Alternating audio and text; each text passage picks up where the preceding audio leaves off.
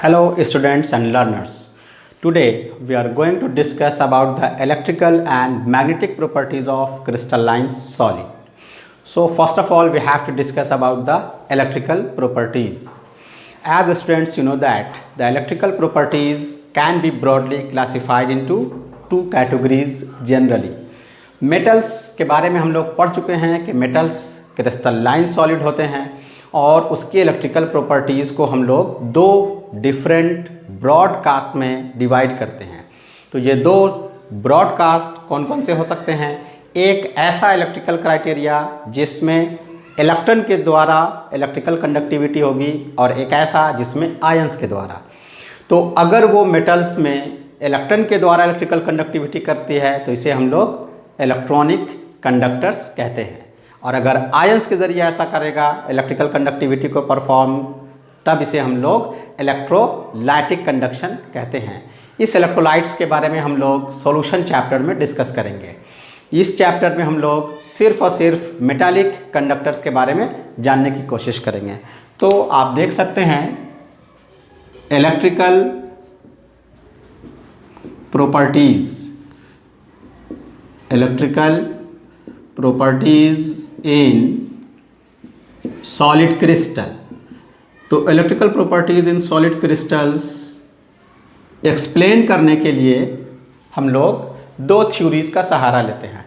First of all the theory is known as electron sea theory और electron gas theory, and the second one is molecular orbital theory और the band theory.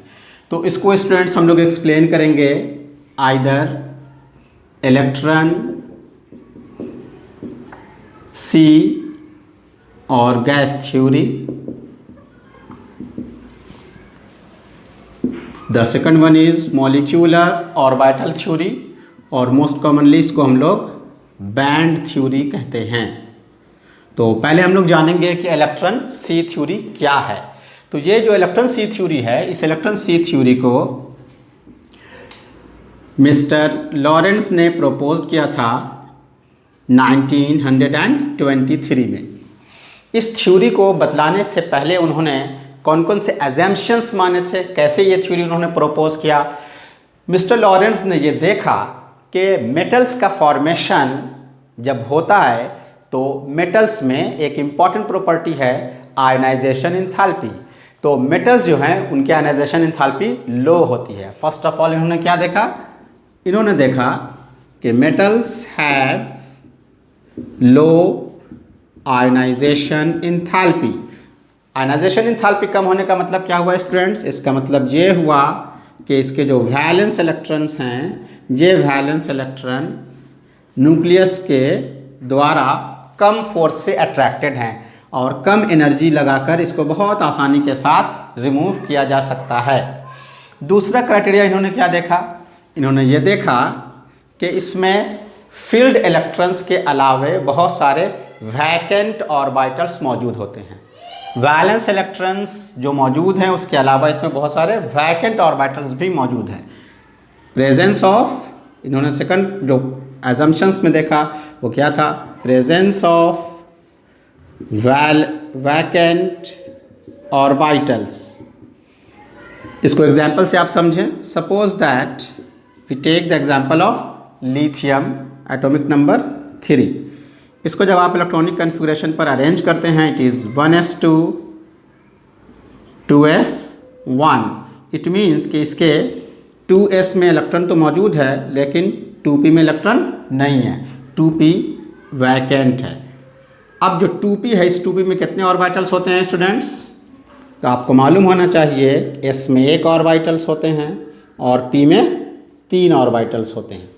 Generally ये देखा जाता है कि जो metals में वैकेंट ऑर्बिटल्स होते हैं वो फील्ड ऑर्बिटल्स के कंपैरिजन में ज़्यादा है। उसी तरह से आप एक एग्जांपल और देखें, सोडियम को अगर आप लिखें, सोडियम नियॉन 10 3s1, इसके 3p एंड 3d, ये सब के सब क्या हो गए? सब के सब वैकेंट हो गए। अब आप जानते हैं कि p में कितने ऑर्बिटल्स हैं 3 और d में कितने ऑर्बिटल्स हैं 5। तो इसका मतलब ये हो गया कि p के 3 ऑर्बिटल्स वैकेंट हैं और d के 5 orbitals 1 2 3 4 5। Total number of vacant orbitals 5 and 3 8। Generally it is seen that जो वैकेंट ऑर्बिटल्स होते हैं उनकी संख्या उसके फील्ड ऑर्बिटल्स के कंपैरिजन में जो वैलेंस शेल है उनसे ज़्यादा होती है। And now come to the theory. Mister Lawrence ने जब ये देखा कि इस मेटल्स के आयनाइजेशन एंथैल्पी कम होती है, यानी कम एनर्जी लगाकर ही उसे निकाला जा सकता है, और इसमें वैलेंस शेल के अलावा बहुत सारे वैकेंट ऑर्बिटल्स अवेलेबल होते हैं, तो इन दोनों अजम्पशंस को मिलाते हुए इन्होंने एक थ्योरी प्रपोज की जिसका नाम इलेक्ट्रॉन सी थ्योरी या इलेक्ट्रॉन गैस थ्योरी रखा गया। सो स्टूडेंट्स, इस इलेक्ट्रॉन गैस थ्योरी में उन्होंने क्या एक्सप्लेन किया? उन्होंने बतलाया कि मेटल्स की बनावट कैसी है। उन्होंने बतलाया कि मेटल्स जो है वो उसके दो भाग होते हैं, मेटल्स दो पार्ट में बटे हुए हैं। तो दो पार्ट कौन कौन से मेटल्स के हैं? उन्होंने बतलाया कि जो मेटल्स है उसको हम लोग दो पार्ट में बांटते हैं। एक को नाम दिया उन्होंने वैलेंस इलेक्ट्रॉन और दूसरे को नाम दिया उन्होंने metal positively charged metal ions, positively charged metal ions, और इसको हम लोग पॉजिटिव कर्नल्स भी बोलते हैं। तो इस एजम्पशंस की रोशनी में, इस कंसेप्ट की रोशनी में उन्होंने ये देखा कि मेटल्स को दो भागों में बांटा जा सकता है। मेटल का एक भाग वैलेंस इलेक्ट्रॉन और दूसरा भाग क्या है? पॉजिटिवली चार्ज्ड मेटल आयंस या पॉजिटिव कर्नल्स भी उसे कहते हैं। अब जब आप ये दोनों बात को समझ गए तो थ्योरी बहुत सिंपल फॉर्म में आप समझ जाएंगे। मिस्टर लॉरेंस ने प्रपोज्ड किया इलेक्ट्रॉन सी थ्योरी के अनुसार कि कोई भी मेटल्स का फॉर्मेशन बिल्कुल उस तरह से है जैसे सपोज कर लीजिए कि मेटल्स आयंस डिप्ड हैं इलेक्ट्रॉन के सी में, इलेक्ट्रॉन्स के सी में चारों तरफ इलेक्ट्रॉन इलेक्ट्रॉन इलेक्ट्रॉन, और इसमें ये हेवी मेटल आयंस डूबे हुए हैं, डिप्ड हैं। यानी इस थ्योरी को हम लोग कह सकते हैं कि according to this theory metals are regarded as the sea of electrons in which the positively charged metal ions are dipped or immersed। समझ गए आप? यानी चारों तरफ निगेटिवली चार्ज इलेक्ट्रॉन का, जैसे समंदर में पानी होता है वैसे इलेक्ट्रॉन है, और उसमें पॉजिटिवली चार्ज मेटल आयंस जो कि हेवी हैं वो डिप्ड हैं, इमर्स्ड हैं, डूबे हुए हैं। ये थ्योरी इन्होंने प्रपोज की। अब इस थ्योरी से इलेक्ट्रिकल कंडक्टिविटी का क्या रिश्ता है? इलेक्ट्रिकल कंडक्टिविटी को कैसे एक्सप्लेन करेंगे इस थ्योरी को यूज़ करके हम लोग? वेरी सिंपल स्टूडेंट्स, अभी हमने क्या बतलाया आपको? वैलेंस शेल के अदर देन आपने क्या देखा कि इसके पास वैकेंट ऑर्बिटल्स मौजूद होते हैं। ये क्या हैं? इसके वैकेंट ऑर्बिटल्स हैं। मेटल्स में बहुत सारे वैकेंट ऑर्बिटल्स प्रेजेंट होते हैं। अब चूंकि इस पे बहुत सारे वैकेंट ऑर्बिटल्स मौजूद हैं तो उन्होंने ये बतलाया कि ये जो इलेक्ट्रॉन्स हैं बहुत सारे, ये इलेक्ट्रॉन्स फ्री होते हैं मूव करने के लिए चूँकि ये वैलेंस इलेक्ट्रॉन है, और जो मेटल आयंस हैं पॉजिटिवली चार्ज ये फिक्स होते हैं। अब इलेक्ट्रॉन क्या कर रहा है? मूव कर रहा है और मेटल आयंस उसमें फिक्स है। बट यही बात आपको समझना है, द मूवमेंट ऑफ इलेक्ट्रॉन जो होता है वो अनसिमेट्रिकल है, रैंडम फॉर्म में है, उसका कोई यूनिफॉर्म डायरेक्शन नहीं है।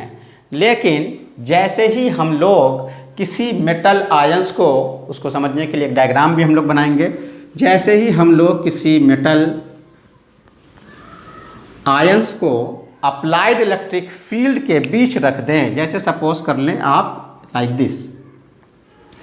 This is your positively charged metal ions and this is electron. ये क्या है? इलेक्ट्रॉन है, सी ऑफ इलेक्ट्रॉन, बहुत सारे ऐसे ऐसे वैलेंस इलेक्ट्रॉन्स मौजूद हैं। अब ये पॉजिटिवली चार्ज्ड मेटल आयंस हैं, positively charged metal ions, positively charged metal ions हैं ये, और ये घिरे हुए हैं सी ऑफ इलेक्ट्रॉन से। And now just imagine the situation in which it is connected with electrodes. Battery से इसको जब कनेक्ट कर दें, अप्लाइड पोटेंशियल डिफरेंस, जैसे ही आप एक पोटेंशियल डिफरेंस अप्लाई करेंगे, सपोज कर लीजिए कि ये उसका सिरा कैथोड से कनेक्टेड है और इसका एक सिरा हम लोग एनोड से कनेक्ट कर दें, तो जैसे ही आप इसके एक सिरे को cathode negative part and anode positive part से कनेक्ट करते हैं, तो it is seen that electrons एक डायरेक्शन में यूनिफॉर्म वे में ट्रैवल करने लगते हैं।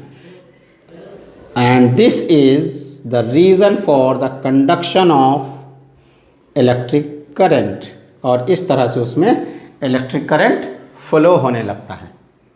अब ये जो इलेक्ट्रिक करंट का कंडक्शन इलेक्ट्रॉन सी थ्योरी से एक्सप्लेन किया गया, sometimes it is also known as electron gas theory. क्यों इसको इलेक्ट्रॉन गैस थ्योरी कहते हैं? इसलिए कहते हैं क्योंकि इलेक्ट्रॉन्स इस तरह से मूव करते हैं, ऐसे फ्रीली मूव करते हैं जैसे मानो कि कोई gaseous substance easy to flow होता है। इसीलिए sometimes it is also known as electron gas theory. तो under the applied electric field जो इलेक्ट्रॉन का मूवमेंट रैंडम था, वो इलेक्ट्रॉन का मूवमेंट अब अप्लाइड इलेक्ट्रिक फील्ड में क्या होने लगेगा? यूनिफॉर्म हो जाएगा, और इस तरह से ये इलेक्ट्रिक करंट को कंडक्ट करने लगता है। Now one more thing, as the temperature increases, इसके ऊपर टेम्परेचर का क्या इफेक्ट पड़ता है इसको भी जाने। तो जैसे टेम्परेचर इंक्रीज किया जाता है, टेम्परेचर के इंक्रीज होने से काइनेटिक एनर्जी इंक्रीज करेगी, इलेक्ट्रॉन की तो इंक्रीज करेगी ही करेगी, लेकिन उसके साथ साथ एक और चीज़ होता है, मेटल यहाँ जो देख रहे हैं मेटल आयंस, इनमें भी कुछ मूवमेंट आने लगता है। अब चूंकि मेटल आयंस में भी मूवमेंट आने लगेगा, इसकी भी कुछ कुछ एनर्जी बढ़ने लगेगी, तो होता क्या है कि ये इलेक्ट्रॉन मूव करने के दरमियान में इस मेटल आयंस में चूंकि मूवमेंट आ गया है, इसके साथ कोलाइड करने लगते हैं, टकराने लगते हैं, और इस टकराने के कारण इसकी जो काइनेटिक एनर्जी है, इसका जो वेलोसिटी है वो हिंडर्ड हो जाएगा, इसका मूवमेंट रुकने लगेगा। That's the reason by increasing temperature the conductivity of electricity in metals क्या होने लगेगा स्टूडेंट्स? डिक्रीज करने लगेगा। अब इस थ्योरी का एक लिमिटेशंस भी है, उसको भी आप जानें। इस थ्योरी का लिमिटेशंस ये है कि this theory successfully explain the physical properties of the metals like the malleability, ductility, sonority, lustre property, electrical conductivity, thermal conductivity as well as, but this theory fails to explain the variation in physical property. Variation in physical property means, जैसे suppose कर लीजिए, हम आपको एक example देते हैं, mercury जिसका melting point लगभग 134 केल्विन है, जबकि टंगस्टन का सिंबल W होता है, वोल्फ्ग्राम जर्मन वर्ड। टंगस्टन का मेल्टिंग पॉइंट स्टूडेंट्स 3575 केल्विन होता है, सो लार्ज। तो ये जो वेरिएशन है इसके फिजिकल प्रॉपर्टीज़ में, इस वेरिएशन को ये थ्योरी एक्सप्लेन नहीं कर पाती है। उसी तरह से कॉपर मेटल जो है, copper has electrical conductivity, copper की इलेक्ट्रिकल कंडक्टिविटी बहुत हाई है। Copper has electrical conductivity 50 times more than bismuth. Bismuth के कंपैरिजन में कॉपर की इलेक्ट्रिकल कंडक्टिविटी 50 टाइम्स है। क्यों है? This theory fails to explain such type of variation in metallic property. Hence this theory को हम लोग इग्नोर करते हैं, और फिर हम लोग अनदर थ्योरी पर आते हैं जो ज़्यादा जनरलाइज्ड है, ज़्यादा एडवांस्ड है, और सारी प्रॉपर्टीज़ और उसके वेरिएशंस को एक्सप्लेन करने में ज़्यादा सक्सेसफुल है। This is molecular orbital theory और बैंड थ्योरी। इसमें हम लोग बैंड थ्योरी का हेल्प लेकर के इलेक्ट्रिकल प्रॉपर्टी को एक्सप्लेन करेंगे। So students, note it.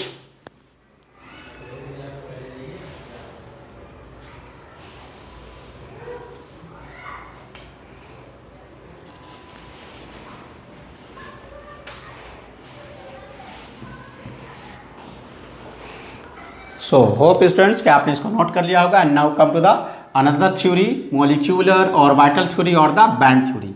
Molecular orbital theory के बारे में आप केमिकल बॉन्डिंग चैप्टर्स में पढ़ चुके हैं। ये आपको हमने बतला दिया है। एक ग्लिम्स आपको याद दिला दें कि मॉलिक्यूलर ऑर्बिटल थ्योरी का जो बेसिक कंसेप्ट है वो क्या है। तो आपको याद होगा कि मॉलिक्यूलर ऑर्बिटल थ्योरी में आपको ये एक्सप्लेन किया गया था कि एटम्स के कंबाइन होने से मॉलिक्यूलर ऑर्बिटल का फॉर्मेशन होता है। When atomic orbitals combine it gives molecular orbital.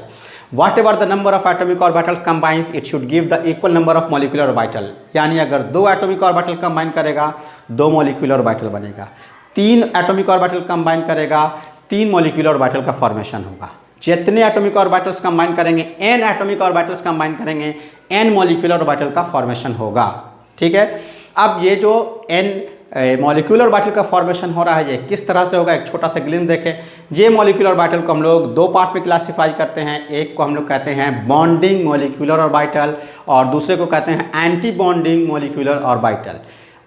Bonding molecular orbital जो होता है इसकी एनर्जी कम होती है। एंटी बॉन्डिंग मॉलिक्यूलर ऑर्बिटल जो होता है इसकी एनर्जी हाई होती है। इलेक्ट्रॉन पहले लोअर एनर्जी यानी कि बॉन्डिंग मॉलिक्यूलर ऑर्बिटल में जाएगा और जब तक ज़रूरत नहीं हो वो एंटी बॉन्डिंग में ट्रांसफ़र नहीं होगा। तो उसको एक ग्लिम्स के तौर पर डायग्राम से आप समझने की कोशिश करें। इसको ऐसे एक्सप्लेन किया गया था, जैसे सपोज कर लीजिए कि अगर आपको लिथियम के मॉलिक्यूल के फॉर्मेशन को एक्सप्लेन करना है MOT के ज़रिए, तो आप कैसे एक्सप्लेन करेंगे। अभी आपको हमने इसका इलेक्ट्रॉनिक कन्फिगरेशन बताया था। It is 1s2 2s1। Valence electron participate करते हैं बॉन्ड बनाने में स्टूडेंट्स, तो इसके वैलेंस इलेक्ट्रॉन कितने हैं 1। अब 2 लिथियम आएगा जिसके एक वैलेंस इलेक्ट्रॉन आपस में पार्टिसिपेट करेंगे। तो इसको हम लोग कैसे एक्सप्लेन करते हैं, देखिए। एक इलेक्ट्रॉन s ऑर्बिटल का और दूसरा इलेक्ट्रॉन s ऑर्बिटल का आपस में कंबाइन करने के लिए आएगा। ये हो गया आपका लिथियम का दूसरा मॉलिक्यूल, एक इलेक्ट्रॉन इसमें और एक इलेक्ट्रॉन इसमें, ये भी लिथियम के हैं। अब ये 2 लिथियम एटम एक दूसरे को कंबाइन करने के लिए आएगा। जैसे ये एक दूसरे को कंबाइन करने के लिए आएगा, इसके एटॉमिक ऑर्बिटल्स आपस में कंबाइन करेंगे और 2 मॉलिक्यूलर ऑर्बिटल का फॉर्मेशन करेंगे, जिनमें एक एनर्जी लेवल है। ये एनर्जी लेवल, एनर्जी यहाँ पे स्प्लिट करती है, डिसइंटीग्रेट होती है। तो जैसे एनर्जी लेवल इसकी डिसइंटीग्रेट होगी, टूटेगी, एक हायर एनर्जी पे चला जाएगा और दूसरा लोअर एनर्जी पे चला जाएगा, लेकिन इस तरह से जाएगा। The total sum of energy remains constant according to law of conservation of energy. तो जो आप नीचे देख रहे हैं लोअर एनर्जी, जिसकी एनर्जी लेवल क्या हुई, डिक्रीज कर गई। This is your energy level. यहाँ पे क्या होगा स्टूडेंट्स, लोअर एनर्जी लेवल है, इसको हम लोग कहेंगे बॉन्डिंग मॉलिक्यूलर ऑर्बिटल, और इसे हम लोग क्या कहेंगे, एंटी बॉन्डिंग मॉलिक्यूलर ऑर्बिटल। इसे हम लोग जनरली साई और इसे हम लोग generally Sai asterisk, Sai star से डिनोट करते हैं। तो ये दोनों इलेक्ट्रॉन जो कि सेम स्पिन में आपको देख रहे हैं, जैसे आएंगे बॉन्डिंग बनाने के लिए, अब इसमें ये अपोजिट स्पिन में हो जाएंगे। तो ये आपको केमिकल बॉन्डिंग में एक्सप्लेन कर दिया गया है। तो आप देख रहे हैं कि एक बॉन्डिंग ऑर्बिटल और दूसरा हायर एनर्जी लेवल पर है, एंटी बॉन्डिंग मॉलिक्यूलर ऑर्बिटल जो कि वैकेंट है। अब फर्दर एक्सप्लेनेशन देने से पहले हम आपको मेटल की कंडक्टिविटी से रिलेटेड एक वैल्यू एक्सप्लेन कर दें ताकि आगे फर्दर एक्सप्लेनेशन में आसानी हो। तो कंडक्टिविटी के बेसिस पर हम लोग इसको 3 कैटेगरी में डिवाइड कर देते हैं। एक कंडक्टर, दूसरा इंसुलेटर और तीसरा सेमीकंडक्टर। तो इस हिसाब से हम लोग उसके वैल्यू को नोट कर लें students. First one is your conductors, second one is your insulators and third one is your semi conductors. तो इसको हम लोग इलेक्ट्रिकल कंडक्टिविटी के बेसिस पर एक्सप्लेन करेंगे। इसको आपने लिख लिया होगा। तो 3 कैटेगरी इस तरह से आप बना लें और हम लोग इसको वैल्यू में डिवाइड करेंगे।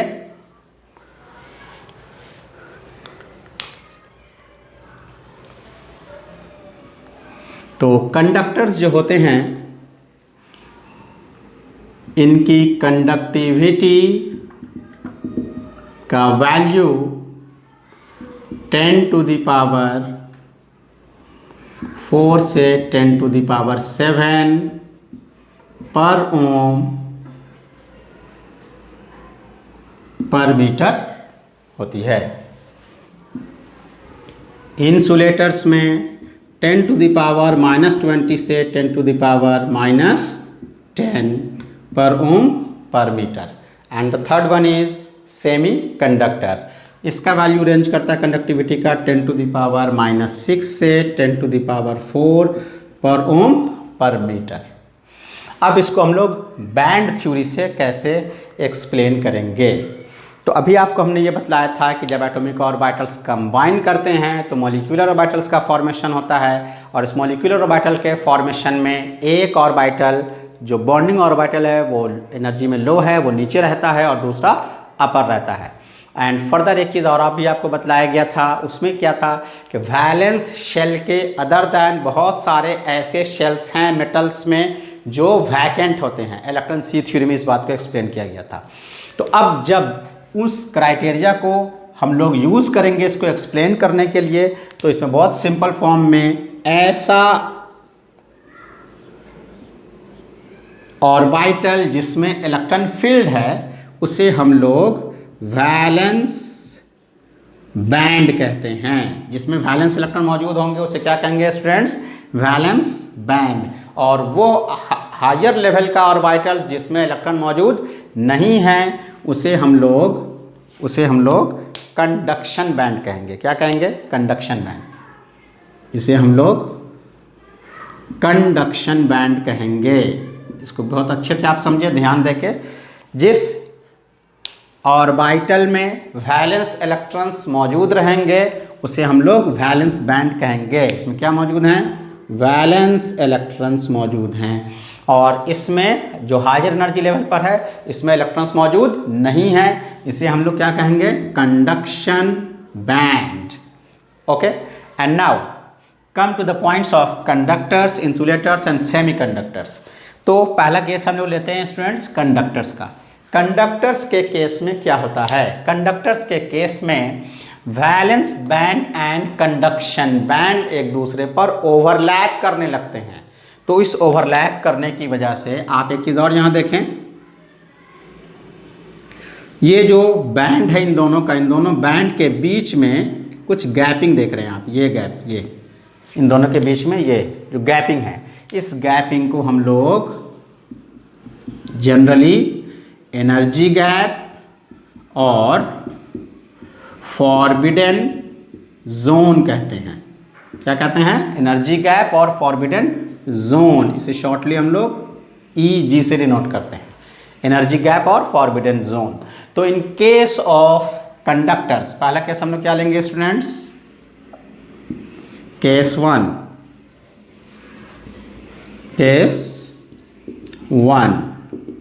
फॉर कंडक्टर्स के लिए क्या होगा? For conductors valence band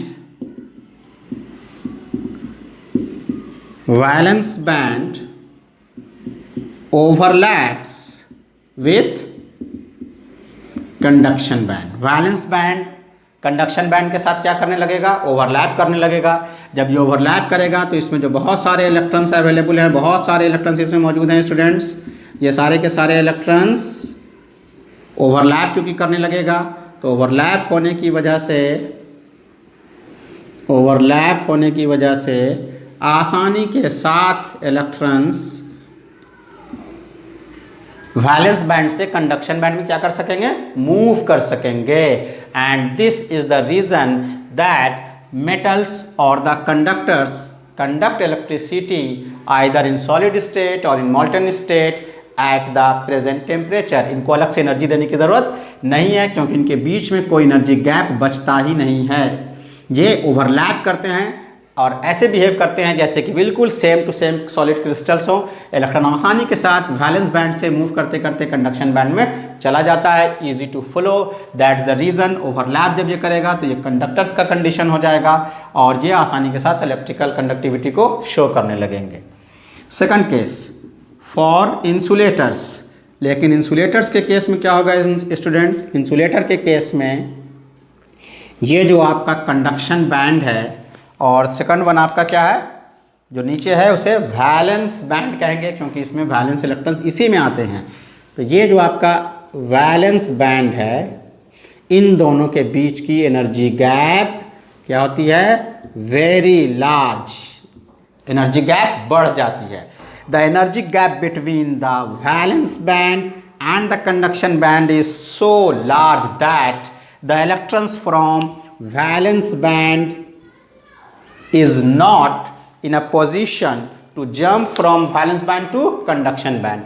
energy इतनी ज़्यादा होती है कि वैलेंस बैंड से इलेक्ट्रॉन जंप करके कंडक्शन बैंड में नहीं जा पाते हैं, either by providing energy due to which it behaves as insulators. Okay, hope so कि ये भी आपको क्लियर हो गया होगा कि वैलेंस बैंड और कंडक्शन बैंड के बीच में जब एनर्जी गैप बहुत ज़्यादा रहेगी तो इलेक्ट्रॉन्स वैलेंस बैंड से कंडक्शन बैंड में नहीं जाएंगे और ये इंसुलेटर का केस होगा। And now come to the third situation, the case of semiconductor, जिसको हम लोगों को थोड़ा डिटेल में भी जानना है। In case of semiconductor, case 3 semiconductors. Semiconductors के केस में क्या होगा स्टूडेंट्स? सेमीकंडक्टर के केस में this one is your conduction band और जो लोअर में है हमने बतला दिया है, जिसमें वैलेंस इलेक्ट्रॉन मौजूद होते हैं उसको हम लोग क्या कहते हैं? इसे हम लोग वैलेंस बैंड कहते हैं।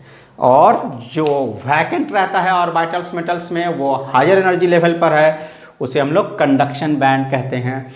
तो इन केस ऑफ सेमीकंडक्टर, इन दोनों के बीच में ये जो गैप है जिसे हम लोग फॉरबिडन जोन या एनर्जी गैप कहेंगे, the energy gap is small enough so as to electron from valence band jumps into the conduction band by achieving the energy at the present room temperature और by providing a very slight energy. तो ये क्या करेगा? Valence band से electron jump करके आसानी के साथ कंडक्शन बैंड में चले जाते हैं क्योंकि इन दोनों के बीच का एनर्जी गैप स्मॉल इनफ है। इस तरह से ये सेमीकंडक्टर का केस हो गया। तो आप याद रखें स्टूडेंट्स, फिर से एक बार समझिए। इंसुलेटर के केस में एनर्जी गैप सबसे ज़्यादा रहेगा, इलेक्ट्रॉन जंप करके वैलेंस बैंड से कंडक्शन बैंड में नहीं जाएगा। कंडक्टर्स के केस में वैलेंस बैंड और कंडक्शन बैंड ओवरलैप करने लगेंगे जिसकी वजह से इलेक्ट्रॉन आसानी के साथ मूव करेगा। ऐसे ट्रीट होगा जैसे मानो कि बिल्कुल सेम क्रिस्टल्स पे मूव कर रहा है। एंड सेमीकंडक्टर्स के केस में the energy gap is small enough so as to by giving the energy valence band से इलेक्ट्रॉन आसानी से जंप करके कंडक्शन बैंड में चला जाएगा। एंड नाउ अब हम लोग बात करेंगे सेमीकंडक्टर्स के बारे में, तो आप इसको नोट कर लें। एंड नाउ सेमीकंडक्टर्स के बारे में हम लोग थोड़ा डिटेल में जानेंगे कि सेमीकंडक्टर्स के केसेस में कुछ मेटल्स ऐसे हैं, कुछ सब्सटेंस ऐसे हैं जो सेमीकंडक्टर की तरह बिहेवियर शो करते हैं। जनरली वो सब्सटेंस, वो एलिमेंट जब अपने प्योर फॉर्म में हैं वो लाई करते हैं ग्रुप 14 में, पीरियोडिक टेबल में ग्रुप 14 में वो बिलोंग करते हैं। तो उनमें से the basic and pure criteria है, उसके एग्जाम्पल से हम लोग बात शुरू करते हैं। This is silicon and germanium. ये क्या है आपके? सेमीकंडक्टर्स। तो सेमीकंडक्टर्स में सिलिकॉन एंड जर्मेनियम, ये दो ऐसे और भी हैं, इन दोनों का हम लोग एक टिपिकल एग्जांपल के तौर पर लेके एक्सप्लेनेशन करेंगे। सिलिकॉन एंड जर्मेनियम ग्रुप 14 से बिलोंग करते हैं। ये बिलोंग किससे कर रहे हैं? ये बिलोंग करते हैं ग्रुप 14 से। तो इनके जो वैलेंस इलेक्ट्रॉन्स हैं वो कितने हैं स्टूडेंट्स? 4। जब ये अपने प्योर फॉर्म में रहते हैं तो इसे हम लोग इंट्रिंसिक और प्योर सेमीकंडक्टर्स कहते हैं। बट इन इट्स प्योर और इंट्रिंसिक फॉर्म इनका प्रैक्टिकल यूटिलाइजेशन नहीं लिया जा सकता है क्योंकि इनकी इलेक्ट्रिकल कंडक्टिविटी इतनी कम होती है कि इससे आप एक छोटा सा बल्ब 10 वाट का भी नहीं जला सकेंगे। दैट्स द रीज़न हम लोग इसकी कंडक्टिविटी को क्या करेंगे? इंक्रीज़ करेंगे। तो कैसे इंक्रीज़ करेंगे? तो इसको इंक्रीज़ करने के लिए क्या किया जाता है? आउटसाइड से इसमें कोई चीज़ ऐड की जाती है, कोई इम्प्यूरिटी मिलाई जाती है। तो addition of impurity in pure semiconductor is known as doping. उसे क्या कहते हैं? डोपिंग कहते हैं। अब ये जो डोपिंग है उसको कैसे किया जाएगा, उसको समझने के लिए हम लोग डायग्राम का यूज़ लेते हैं। सपोज कर लीजिए आपके पास एक प्योर और intrinsic semiconductor like silicon available है। तो देखें स्टूडेंट्स, सिलिकॉन के पास 4 वैलेंस इलेक्ट्रॉन जो मौजूद है, ये चारों तरफ अपने सिलिकॉन सिलिकॉन सिलिकॉन एटम से घिरा हुआ है। तो उसको समझने के लिए हम आपको एक डायग्रामेटिक सिचुएशन एक्सप्लेन करते हैं। इसके चारों तरफ किसके एटम्स मौजूद हैं स्टूडेंट्स? यस, सिलिकॉन के। ये सब के सब सिलिकॉन सिलिकॉन सिलिकॉन के साथ बॉन्डेड हैं और इस तरह से पूरा एक अपना सिस्टम बनता चला जाएगा। दिस इज योर प्योर और इंट्रिंसिक सेमीकंडक्टर। आप देख सकते हैं एक और चीज़ यहाँ पास आप देखें ज़रा, इस सिलिकॉन का एक इलेक्ट्रॉन और 1 2 3 4, और आप इसको एक चीज़ इसको मान लें आप, इस सिलिकॉन का ये दूसरे सिलिकॉन के लिए ये इस तरह से एक सिलिकॉन का इधर एक सिलिकॉन का इधर, तो इस तरह से ये टोटल 8 ऑक्टेट के फॉर्म में अवेलेबल है। इस सिलिकॉन का 4 और बाकी एक एक एक एक एक अनदर सिलिकॉन से ये लेकर के बना हुआ है। एंड नाउ इस इंट्रिंसिक सेमीकंडक्टर्स में हमने बाहर से डोपिंग किया, ऐड किया। तो क्या ऐड किया, ये डिपेंड करेगा कि आप कैसे एलिमेंट को, कैसे एटम को आप इसमें डॉप कर रहे हैं, इससे हायर वैलेंसी वाले को या इससे लोअर वैलेंसी वाले को। तो इस कैटेगरी से ये 2 टाइप में डिवाइड हो जाता है। एक को हम लोग कहते हैं इलेक्ट्रॉन रिच और एन टाइप सेमीकंडक्टर, दूसरे को हम लोग कहते हैं पी टाइप और electron deficient semiconductor. P for positive and N for negative. तो फर्स्ट ऑफ ऑल हम लोग सपोज कर लेते हैं इलेक्ट्रॉन रिच। तो पहला सिचुएशन है इसमें N type semiconductor, N type semi conductor, और इसे हम लोग क्या कह सकते हैं? Formation of electron rich semiconductor. तो इसके लिए आप क्या करेंगे? ग्रुप 15, इससे हायर वैलेंसी वाले एलिमेंट्स कहाँ पाए जाएंगे? ऑब्वियसली ग्रुप 14 जब इंट्रिंसिक है तो ग्रुप 15 में कितने वैलेंस इलेक्ट्रॉन होंगे? उसमें 5। तो ग्रुप 15 से कोई एलिमेंट आप ले लें just like that of phosphorus. तो फास्फोरस जब आप लेंगे, फास्फोरस का एटॉमिक नंबर 15 है। इसका इलेक्ट्रॉनिक कॉन्फ़िगरेशन आप देखें स्टूडेंट्स, क्या हो जाएगा? Neon 10 3s2 3p3। तो इसके वैलेंस इलेक्ट्रॉन कितने हो गए? 5। अब आप क्या करें? फास्फोरस को इसमें डॉप कर दें, मिला दें, ऐड कर दें। जैसे आप फास्फोरस को मिलाएंगे, हम लोग एक एटम के पास इसको एक्सप्लेन करेंगे और आप इमेजिन कर लेंगे कि ऐसे ऐसे पूरे क्रिस्टल में बहुत सारे जगह पर हो रहा होगा। तो जैसे आप इसको इसमें डॉप करेंगे, एक सिलिकॉन को हटाएंगे और उसकी जगह पे फास्फोरस को हम लोग डॉप करेंगे। तो जैसे ही फास्फोरस को उसके जगह पर आप डॉपिंग करेंगे, अब उसमें क्या होगा स्टूडेंट्स? तो देखिए, सिलिकॉन को हमने रिमूव किया, हटाया। जैसे सिलिकॉन हटा और इसके जगह पे किसको डाल दिया हम लोगों ने? इसके जगह पे हम लोग फास्फोरस को ऐड कर दिया। तो जैसे आप फास्फोरस को ऐड करेंगे तो फास्फोरस में कितने वैलेंस इलेक्ट्रॉन्स हैं? 5। तो 4 तो ऑलरेडी आपका जो जगह था सिलिकॉन का, उससे हम इसको फिल कर देते हैं। लेकिन एक इलेक्ट्रॉन इस फास्फोरस का क्या हुआ? बच गया। तो जो इलेक्ट्रॉन इस फास्फोरस का बच गया, अब वो कहाँ जाएगा? तो वो कहीं अनदर जगह नहीं जाएगा। वो क्या होगा? वो इसके इंटरस्टिशियल साइट्स में ट्रैप हो जाएगा, जैसे कि आपको क्रिस्टल डिफेक्ट में एक्सप्लेन किया गया था। अब ये जो इलेक्ट्रॉन यहाँ पास ट्रैप हो जाएगा, ऐसे ऐसे बहुत सारे जगह पे हुआ होगा। अब ये इलेक्ट्रॉन क्या करता है स्टूडेंट्स?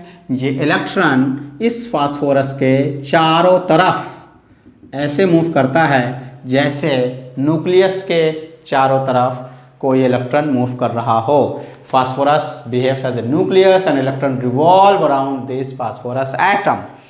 चूँकि इसमें इलेक्ट्रॉन का मूवमेंट इंक्रीज कर गया और इलेक्ट्रॉन के मूवमेंट की वजह से इलेक्ट्रिकल कंडक्टिविटी होती है। इलेक्ट्रिकल कंडक्टिविटी इंक्रीज हो गई किसकी वजह से? इलेक्ट्रॉन की वजह से। चूँकि इलेक्ट्रॉन निगेटिवली चार्ज है इसलिए ऐसे सेमीकंडक्टर को हम लोग इलेक्ट्रॉन रिच सेमीकंडक्टर और निगेटिवली टाइप यानी एन टाइप सेमीकंडक्टर्स कहते हैं।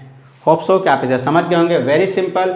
हायर वैलेंसी वाले एटम को जब डोपिंग की जाती है तो उसके पास चूँकि वैलेंसी हायर होती है, ज़्यादा इलेक्ट्रॉन्स मौजूद होते हैं, तो वो एक्स्ट्रा इलेक्ट्रॉन्स उसके इंटरस्टिशियल साइट्स में ट्रैप हो जाते हैं और अपने पैरेंट या करस्पॉन्डिंग एटम को एज ए न्यूक्लियस बिहेव करके उसके चारों तरफ मूव करने लगते हैं। ऐसा बहुत सारे सिलिकॉन एटम के पास हो रहा होगा। तो इसकी इलेक्ट्रिकल कंडक्टिविटी इलेक्ट्रॉन के मूवमेंट की वजह से बढ़ गई। इलेक्ट्रॉन चूँकि नेगेटिवली चार्ज है इसलिए इसे हम लोग एन टाइप सेमीकंडक्टर या इलेक्ट्रॉन रिच सेमीकंडक्टर कहते हैं। इसी तरह से अब हम लोग दूसरा केस ले लेते हैं स्टूडेंट्स। दूसरा सिचुएशन है P type semiconductor. P type semiconductor और इसे हम लोग इलेक्ट्रॉन डेफिशिएंट सेमीकंडक्टर्स कहते हैं। बिल्कुल उसी तरह से आप इमेजिन करें कि ये आपका एक आइडियल क्राइटेरिया है और इस आइडियल क्राइटेरिया में चारों तरफ सिलिकॉन के एटम्स मौजूद हैं। जब इसके चारों तरफ सिलिकॉन के एटम्स मौजूद हैं तो इसको आइडियल सेमीकंडक्टर या इंट्रिंसिक सेमीकंडक्टर्स कहेंगे। एंड नाउ अब हम लोग इसमें डोपिंग इसकी करेंगे लोअर वैलेंसी वाले की। इसके लिए हम लोग क्या करते हैं? If atoms of lower valency यानी अगर ग्रुप 14 है तो हम इसमें ग्रुप 13 के किसी एलिमेंट को क्या करें? इज एडेड और डॉप्ड मिला देते हैं। तब क्या होगा स्टूडेंट्स? चूँकि इसके पास इलेक्ट्रॉन की संख्या क्या है? कम है, तो सिलिकॉन एटम हट गया और इसकी जगह पे क्या आया? सपोज कर लीजिए कि हमने इसमें ग्रुप 13 के एक एलिमेंट एल्युमिनियम को मिला दिया, बोरोन को मिला दिया, ठीक, इंडियम को मिला दिया। तो इस तरह से जैसे एल्युमिनियम आएगा तो चूँकि इसके पास एक इलेक्ट्रॉन कम है तो उस एक इलेक्ट्रॉन जहाँ कम रहेगा वहाँ पे इसे होल्स कहते हैं। इसे क्या कहते हैं? होल्स। होप सो आपको दिख रहा होगा स्टूडेंट्स। तो ये होल्स इलेक्ट्रॉन की डेफिशिएंसी को रिप्रेजेंट कर रहा है, कम है। अब ये जो होल्स बन गया चूँकि बाकी सारे जगह इलेक्ट्रॉन्स मौजूद हैं उसके कंपैरिजन में ये इलेक्ट्रॉन डेफिशिएंट है, इसीलिए इसे हम लोग पॉजिटिवली चार्ज होल्स कहेंगे।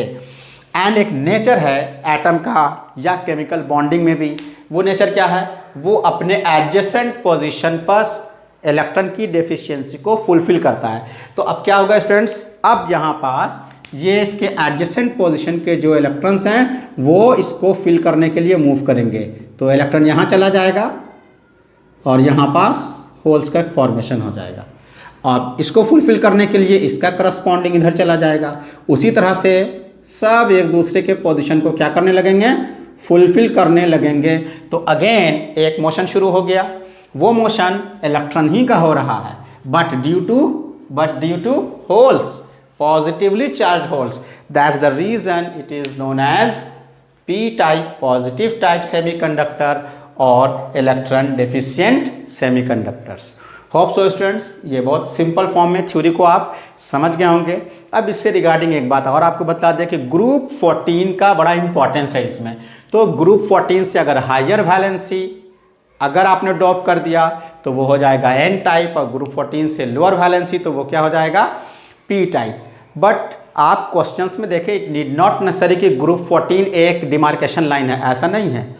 किसी भी एलिमेंट को आपको दे देगा और कहेगा अगर हायर वैलेंसी ड्रॉप करेंगे देन एन टाइप, कोई भी दे देगा और कहेगा उससे लोअर वैलेंसी है तो आप उसको पी टाइप कहेंगे। तो प्रैक्टिकल एस्पेक्ट में अब ग्रुप 14 से आगे पीछे जा करके बहुत सारे सेमीकंडक्टर्स को फॉर्म किया जाने लगा। अब जब ग्रुप 14 से एक आगे पीछे आप जाएंगे तो ग्रुप 14 से एक कम करेंगे तो क्या मिलेगा? ग्रुप 13। अब चूंकि ग्रुप 13 आपको मिल गया तो ग्रुप 13 में एक इलेक्ट्रॉन्स कम हैं, तो अब 4 को फुलफिल करने के लिए उसके नंबर को सेटिस्फाई करने के लिए अब आप कितना लेंगे? यस, इधर एक डिक्रीज क्या है तो उधर आप एक इंक्रीज कर देंगे। तो ग्रुप 13 एंड 15 की एक कैटेगरी बन जाएगी। फिर से समझें, ग्रुप 14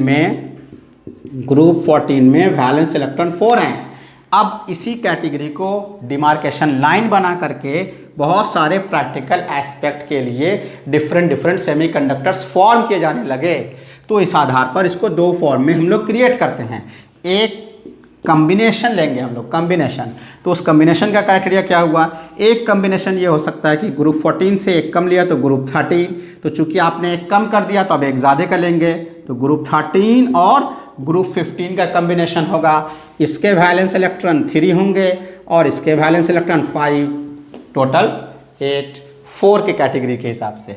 उसी तरह से दूसरी कैटेगरी हो गई combination of elements of group 12 के एलिमेंट्स का कम्बिनेशन किसके साथ होगा स्टूडेंट्स, आप देखिए ग्रुप 14 है, आपने ग्रुप 12 ले लिया है, 2 कम किया, उधर आप 2 इंक्रीज कर देंगे तो क्या हो जाएगा, ग्रुप 16 का कम्बिनेशन हो जाएगा।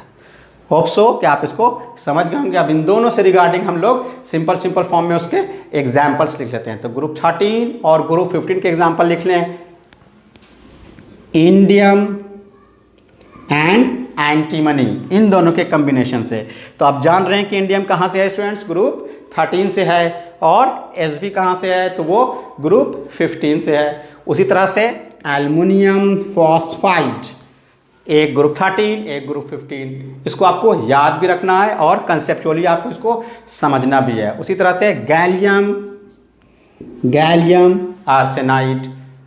सो ये बहुत इंपॉर्टेंट क्राइटेरिया है जिसको आप याद रखेंगे। उसी तरह से ग्रुप 12 एंड ग्रुप 16 से देखें, जिंक सल्फाइड, एक ग्रुप 12 से और एक ग्रुप 16 से, सल्फर ग्रुप 16 से है, और ग्रुप 12 जो कि ट्रांजिशन मेटल का केस है वहाँ से क्या ले लिया गया, जिंक। उसी तरह से कैडमियम सल्फाइड एक एग्जांपल आप लिख सकते हैं, कैडमियम सेलेनाइड आप एक एग्जांपल में लिख सकते हैं, मर्क्यूरिक टेल्यूराइड लिख सकते हैं, HgTe, सो एंड सो, बहुत सारे एग्जांपल हो सकते हैं। तो ये एग्जांपल्स आप नोट कर लें, ये बहुत इम्पॉर्टेंट एग्जांपल्स हैं एग्जामिनेशन के पॉइंट ऑफ व्यू से, बहुत सारे क्वेश्चन इससे पूछे जाते हैं। तो कम्बिनेशन आपको याद रखना है।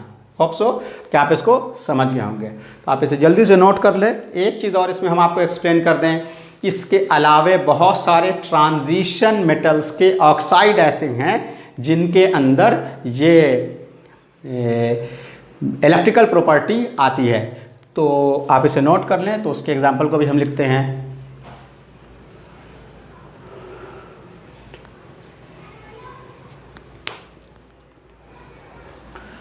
होप सो स्टूडेंट्स आपने इसको नोट कर लिया होगा।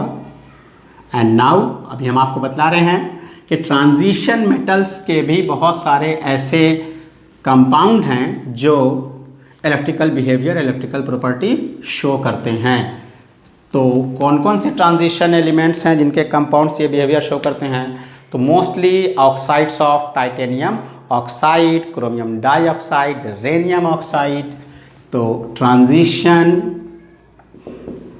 metals compound that show electrical property। तो इससे भी आप नोट कर लें, titanium oxide, chromium dioxide, rhenium oxide, इसके बारे में तो आपको जानना चाहिए। बहुत ही इंपॉर्टेंट बात, रेनियम ऑक्साइड जो है इसे रेनियम ऑक्साइड ही कहते हैं, ट्राई ऑक्साइड नहीं कहते हैं।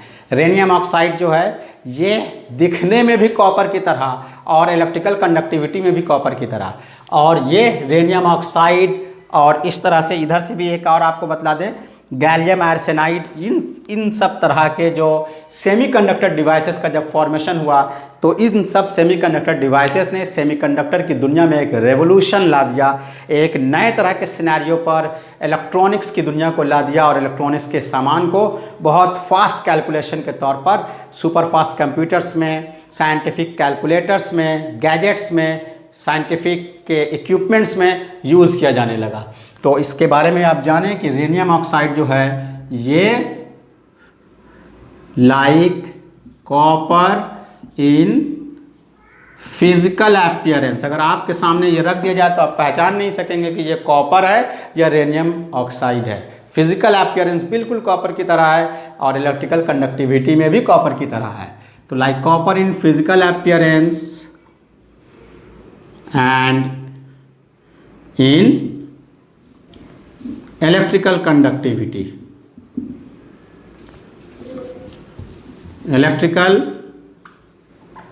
conductivity.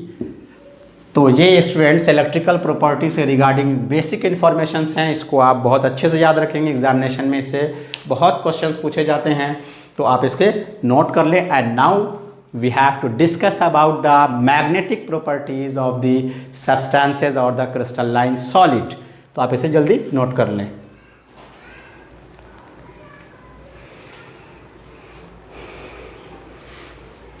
So students and learners, आपने इसे नोट कर लिया होगा। and now come to the another topic, the magnetic properties of substance. तो मैग्नेटिक प्रॉपर्टी ऑफ सब्सटेंस को एक्सप्लेन करने से पहले आपको थोड़ी सी बात बतलाते चलें कि जिस तरह से सब्सटेंस को एसिड बेस सॉल्ट में डिवाइड किया गया, ऑर्गेनिक और इनऑर्गेनिक में डिवाइड किया गया, उसी तरह से डिफरेंट एस्पेक्ट पर बहुत सारे सब्सटेंस को केमिस्ट्री में डिवाइड किया गया, क्लासिफाई किया गया। तो फिज़िक्स वालों ने भी सब्सटेंस को क्लासिफाई किया है और उन्होंने डिवाइड या क्लासिफाई करने के लिए सब्सटेंस को जिस प्रॉपर्टी को चूज़ किया वो थी मैग्नेटिक प्रॉपर्टीज ऑफ सब्सटेंस। याद रखें, this classification is based upon the magnetic property given by the physicist जिसको हम लोग अपने केमिस्ट्री सब्जेक्ट में यूटिलाइज करते हैं। तो मैग्नेटिक प्रॉपर्टी से रिलेटेड थोड़ा सा बेसिक इन्फॉर्मेशन आपको बताएं कि मैग्नेटिक प्रॉपर्टीज कैसे किसी सब्सटेंस में आता है। सो स्टूडेंट्स, आपको मालूम है कि ऑल सब्सटेंसेस, जितने भी सब्सटेंसेस हैं वो सब के सब एटम से मिलकर बनते हैं। कोई सब्सटेंस विदाउट एटम तो होगा नहीं। अगर उसमें मास है तो मैटर है तो जब जो मैटर है तो उसमें एटम होगा।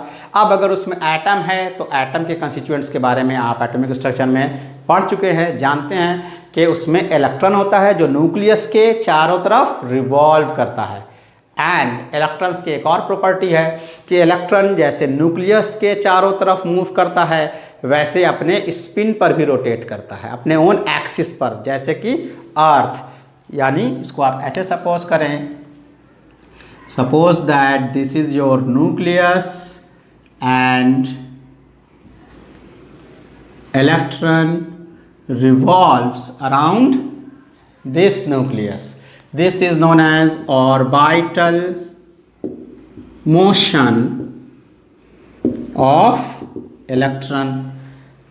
In addition to this motion of electron also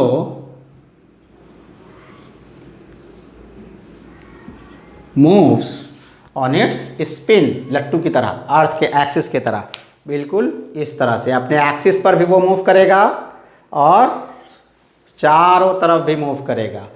तो इसको कहते हैं spin rotation. This is spin rotation and this is orbital rotation. अब चूंकि इलेक्ट्रॉन निगेटिवली चार्ज पार्टिकल है, तो निगेटिवली चार्ज पार्टिकल में जब कोई मोशन हो जाता है, मूवमेंट आ जाता है, तो इलेक्ट्रिसिटी फ्लो करने लगती है। तो इलेक्ट्रॉन में जैसे मोशन आया वो क्या कंडक्ट करने लगेगा, इलेक्ट्रिक करंट। एंड आपने जूनियर क्लासेस में पढ़ा है इलेक्ट्रिकल कंडक्टिविटी जैसे किसी में आएगा उसमें मैग्नेटिक प्रॉपर्टी आ जाएगी। Current carrying conductor behaves like magnet. और very simply it can be said that charge particles जैसे मूव करने लगेंगे उसमें इलेक्ट्रिकल प्रॉपर्टी तो था ही, अब उसमें मैग्नेटिक प्रॉपर्टी भी आ जाती है। इसी वजह से इलेक्ट्रोमैग्नेटिक रेडिएशंस का फॉर्मेशन होता है। तो जब चार्ज पार्टिकल मूव करने लगेंगे तो उसमें कौन सी प्रॉपर्टी आ जाएगी, मैग्नेटिक प्रॉपर्टी। अब चूंकि सारे सब्सटेंस एटम के बने हुए हैं, एटम में इलेक्ट्रॉन है, इलेक्ट्रॉन का दो तरह का मूवमेंट है, आइदर ऑर्बिटल मोशन और द स्पिन रोटेशन, और इन दोनों रोटेशन की वजह से इलेक्ट्रॉन क्या करेगा, मैग्नेटिक प्रॉपर्टी शो करने लगेगा। तो इस मैग्नेटिक प्रॉपर्टी को हम लोग वेक्टोरियल सम से इन दोनों को कैलकुलेट कर लेते हैं, जिसको हम लोग बोर मैग्नेट्रॉन के यूनिट में कैलकुलेट करते हैं। किस टर्म में हम लोग इसको कैलकुलेट करेंगे स्टूडेंट्स, बोर मैग्नेट्रॉन के यूनिट में इसको हम लोग कैलकुलेट करेंगे। तो एक टर्म आ गया आपको बोर मैग्नेट्रॉन। बोर मैग्नेट्रॉन के टर्म किसको आप फाइंड करेंगे, मैग्नेटिक मोमेंट को कैलकुलेट करेंगे, ये एक वेक्टर क्वांटिटी है। Magnetic moment can be calculated in unit bore magneton. Bore magneton, इसको हम लोग जनरली म्यू से डिनोट करते हैं। और वन बोर मैग्नेटॉन का वैल्यू आपको याद होना चाहिए। It is 9.27 into 10⁻⁻24 ampere per metre square. ये वैल्यू आप याद रखेंगे। एंड नाउ अब हम लोग एक्सप्लेन करेंगे कि इस क्लासिफिकेशन को कैसे दिया गया। तो ये जो क्लासिफिकेशन मैग्नेटिक प्रॉपर्टी पर कैसे आया, पहले ये आपको एक्सप्लेन कर दिया गया। अब मैग्नेटिक प्रॉपर्टी के आधार पर सब्सटेंसेस को 5 टाइप में क्लासिफाई किया गया है। वो 5 टाइप क्या हैं और कैसे कैसे हैं, उनकी प्रॉपर्टीज़ क्या है, तो उसको आप देखें। तो magnetic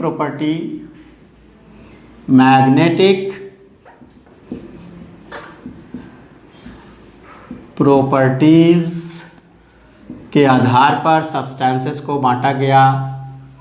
first of all paramagnetic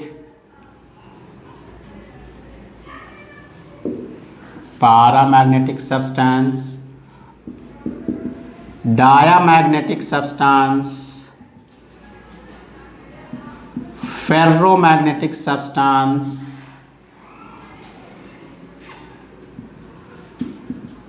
anti-ferromagnetic substance and ferrimagnetic substance।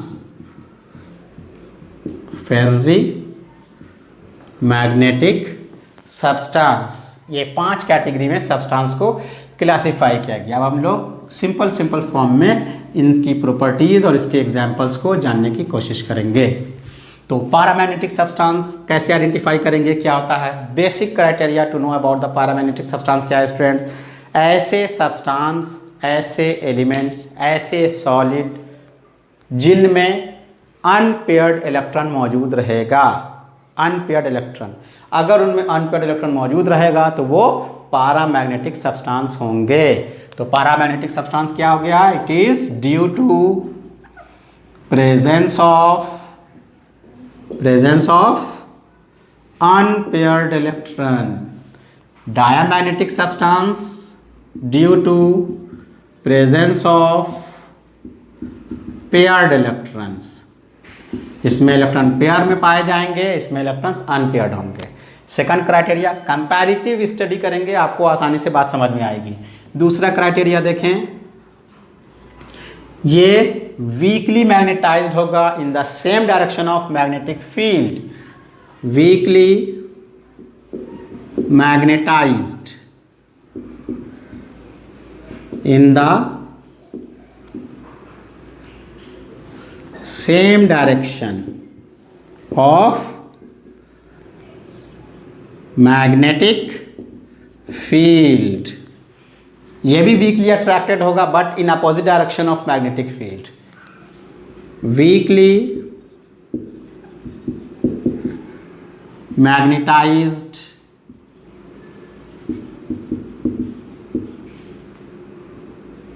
In opposite direction of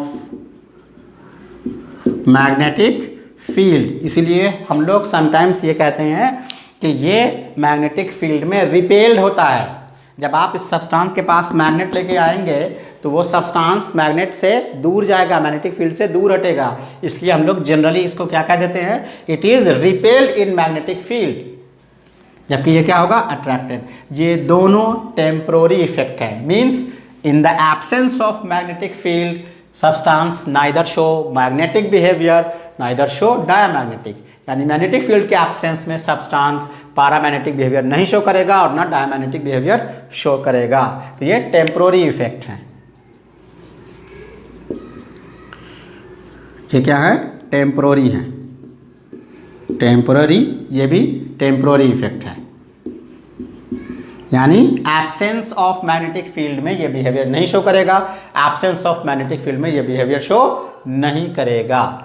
and now इसके एग्जांपल में देखें तो पैरामैग्नेटिक सब्सटेंसेस जो हैं इनके एग्जांपल्स क्या क्या हो सकते हैं। Oxygen molecule O2 molecule, Cu2 positive, cupric इसको कहते हैं, cupric, Cu2 positive, Fe3 positive, ferric, और आयरन 3 आयरन के फॉर्म में, Cr3 पॉजिटिव। बहुत सारे ऐसे जिनका जब आप इलेक्ट्रॉनिक कन्फिगरेशन लिखेंगे और ऑर्बिटल पर सजाएंगे, अगर उनमें अनपेयर्ड इलेक्ट्रॉन बच जाता है तो वो पैरामैग्नेटिक की कैटेगरी में आ जाएंगे।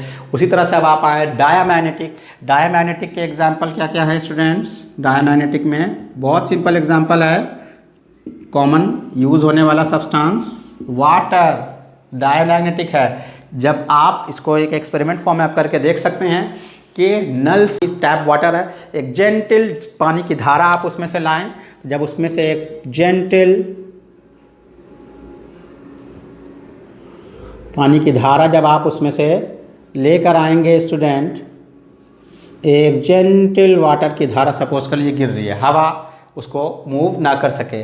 अब आप इसके पास एक मैग्नेट लेके आएँ, आप इसको घर पर करके देख सकते हैं। जब आप मैग्नेट लेके आएंगे तो आप एक चीज़ फील करेंगे कि ये जो पानी सीधा गिर रहा था उसके गिरने के इसमें एक स्लाइटली डिफरेंस आ गया, और इस मैग्नेट के पास लाने से आप देखें, आपको हो सकता है कि थोड़ा कम दिखे, हम इसको एक्सप्लेन करने के थोड़ा सा और लार्ज कर देते हैं। इतना ज़्यादा तो नहीं होता है, लेकिन आप गौर करेंगे तो आप पाएंगे कि मैग्नेट जैसे इसके पास लाएंगे, वाटर डायामैग्नेटिक है, वो क्या करेगा, उस मैग्नेटिक फील्ड से रिपल्शन में चला जाएगा, दूर हटने लगेगा।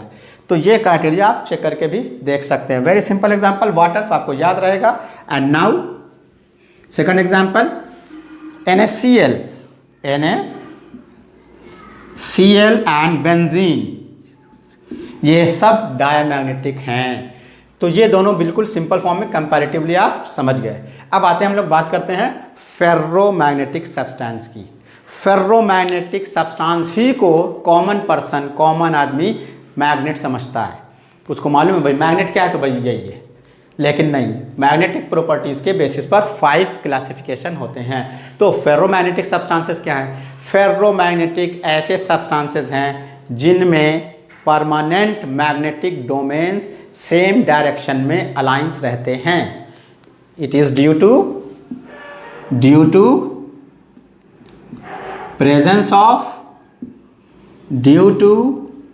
presence of magnetic domains in same direction। अब आप सोच रहे होंगे स्टूडेंट्स कि इसमें एक टर्म आ गया मैग्नेटिक डोमेन, ये क्या है? तभी हम आपको इसको एक्सप्लेन करेंगे, इसलिए don't worry and just wait. आप ध्यान से बिल्कुल देखें। तो ये मैग्नेटिक डोमेन्स को हम लोग अभी एक्सप्लेन करेंगे। मैग्नेटिक डोमेन्स के प्रेजेंस की वजह से होगा, जो बिल्कुल सेम डायरेक्शन में अलाइंड होगा, यूनिफॉर्म डायरेक्शन में होगा।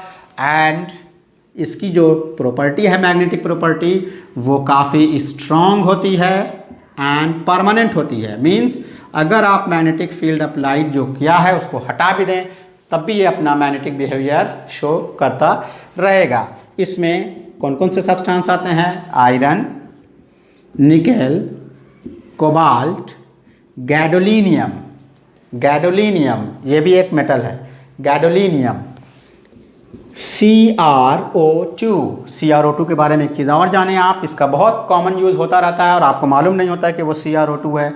CrO2 का इस्तेमाल मैग्नेटिक टेप के तौर पर, जो ऑडियो सिग्नल में कैसेट्स में लगाए होते हैं, CDs में लगे होते हैं, वो क्रोमियम डाइऑक्साइड होते हैं, CrO2। अब हम लोग बात करते हैं इसके मैग्नेटिक डोमेन्स की। थोड़ी सी बात, तो इसको इरेज कर देते हैं स्टूडेंट्स, ये आपने नोट कर लिया होगा। तो देखें मैग्नेटिक डोमेन्स क्या होते हैं। तो जो फेर्रोमैग्नेटिक सब्सटेंस होते हैं, फेर्रोमैग्नेटिक सब्सटेंस में मेटल आयंस काफ़ी स्मॉल रीजन्स में एक दूसरे के साथ अलाइन हो जाते हैं। मैग्नेटिक डोमेन्स कैसे फॉर्म होते हैं उसको डायग्राम से समझें।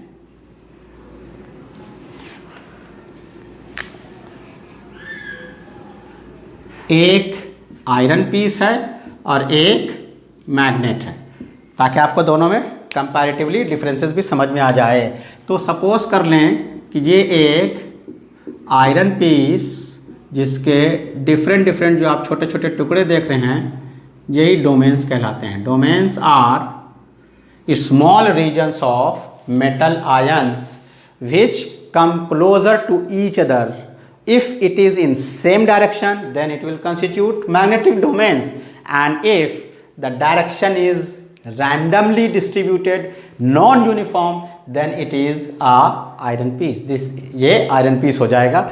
इसको आप ऐसे सपोज कर लें कि ये इसके मैग्नेटिक मोमेंट के डायरेक्शंस हैं, जो बिल्कुल आप देख सकते हैं रैंडमली ओरिएंटेड है, नॉन यूनिफॉर्म है, like this. And now come to this situation. Suppose कर लीजिए कि जो आपका मैग्नेट है, इसके मैग्नेटिक डोमेन्स का फॉर्मेशन बिल्कुल इस तरह से है कि इसमें जो मैग्नेटिक डोमेन्स हैं वो मैग्नेटिक डोमेन्स इस तरह से अरेंज हैं, लाइक दिस। आप देख रहे हैं स्टूडेंट्स, सारे के सारे स्मॉल रीजन्स, जो मेटल आयंस के स्मॉल रीजन्स हैं, उनके बीच जो मैग्नेटिक अलाइनमेंट है वो बिल्कुल एक पर्टिकुलर डायरेक्शन में मौजूद है। इस तरह से ये रिप्रेजेंट करेगा मैग्नेट को और ये रिप्रेजेंट करेगा आयरन पीस को। तो आयरन पीस को मैग्नेट बनाया जा सकता है कैसे? जैसे ही आप आयरन के पास मैग्नेटिक फील्ड अप्लाई करते हैं तो इस आयरन पीस का मैग्नेटिक फील्ड अपने आप को यूनिफॉर्म डायरेक्शन में अलाइन करने लगता है और वो कन्वर्ट हो जाता है एक यूनिफॉर्म डायरेक्शन में, जिसकी वजह से वो मैग्नेटिक बिहेवियर शो करने लगता है। अगर लॉन्ग परसिस्टेंस के तौर पर आप बहुत देर तक उसे रख दें तो वो परमानेंट मैग्नेट में कन्वर्ट हो जाएगा, क्योंकि अब उसका अलाइनमेंट एक प्रिंसिपल फॉलो करेगा जिसे हम लोग प्रिंसिपल ऑफ रिजिड पैरेललिज्म कहते हैं, जो आप अपने फिजिक्स में मैग्नेटिक चैप्टर में पढ़ेंगे।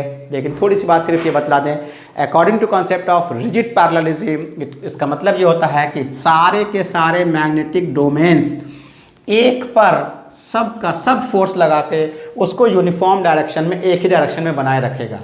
एक पर सब का फोर्स लगेगा एक पार्टिकुलर डायरेक्शन में।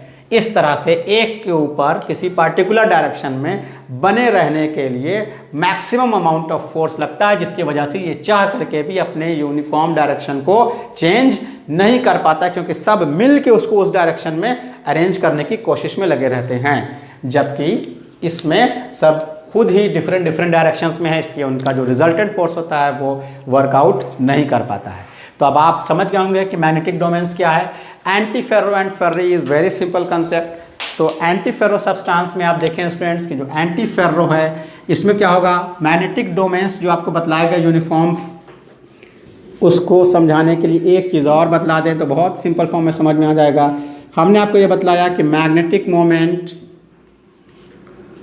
वेक्टर क्वांटिटी है। तो मैग्नेटिक मोमेंट जब वेक्टर क्वांटिटी है तो उसका एक पार्टिकुलर डायरेक्शन होगा, जिसमें सेम डायरेक्शंस में आप देख रहे हैं बिल्कुल इसी चीज़ को ऐसे रिप्रेजेंट किया गया। मैग्नेटिक मोमेंट उसके डायरेक्शंस को मैग्नेटिक डोमेन्स के टर्म में। तो ये फेर्रोमैग्नेटिक सब्सटेंस है।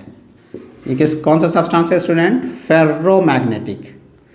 अब इमेजिन कर लीजिए कि अगर उसका मैग्नेटिक मोमेंट